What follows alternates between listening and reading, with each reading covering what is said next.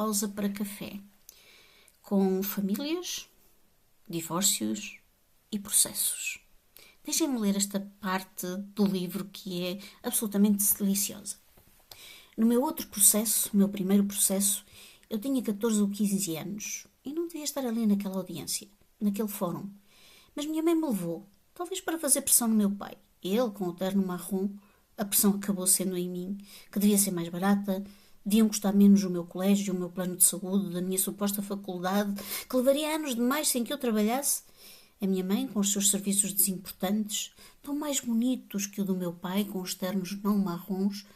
Um processo era isso, uma sala com um homem cuja elevação arquitetónica me fazia supor ser o juiz, que se assemelhava a um cachorro galgo, pacífico e silencioso. O rosco alongado para a frente, pelo nariz, nenhum queixo, nenhum interesse no nosso problema que agora era um processo. 3 advogados de um lado, quase nenhum do outro, o nosso lado. Não cabíamos todos na mesa. Uma senhora digitava o que o galgo mandava e ela até parecia uma coruja. As feições achatadas, como se tivessem batido a porta na cara dela muitas vezes na vida, e devem ter batido. Tinha também o que a minha mãe me explicou ser o promotor. Este, semelhante a um lagarto de pé com as mãos minúsculas, enfadado das nossas pequenices, nem tão pequenas, porque eram altos os meus valores, os processos tão acostumados à pobreza das famílias numerosas, o lagarto, vez ou outra, sugeria que meu pai aumentasse ligeiramente a oferta e depois sugeria que a minha mãe abaixasse o pedido. A minha pensão dançando em números flutuantes em cima da mesa. O meu pai sem a menor vergonha de propor que eu mudasse de colégio, como se fosse eu que me divorciasse de tudo, que tinha sido a minha vida. O lagarto se aborrecendo com a negociação que não avançava.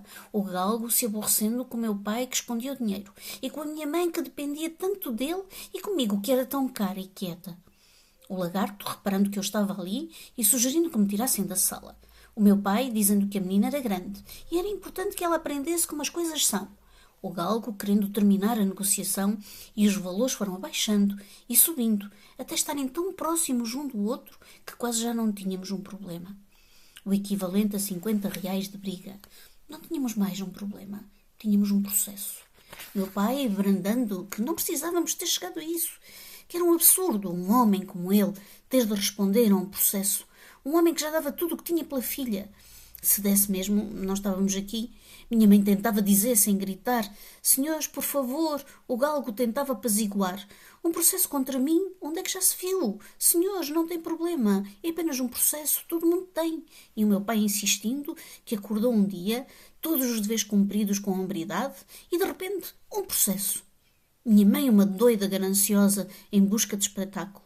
E o lagarto, talvez convencido disso, agora mais largado na cadeira, e só eu ali sabendo que meu pai rareava os depósitos, já fazia quase um ano, atrasava a escola, obrigava a minha mãe a ir até ele, passar por todas as instâncias de poder do trabalho dele, anunciada, aguardada, e então pegar um envelopinho de dinheiro para completar o meu mês, o mês da filha cara.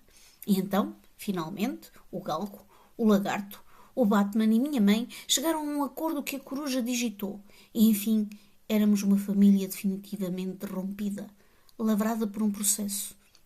E eu tinha uma pensão alimentícia, que é um nome longo e protocolado para uma coisa que os lobos trazem tão naturalmente para os filhotes, e os albatrozes, e os pinguins. Bom café.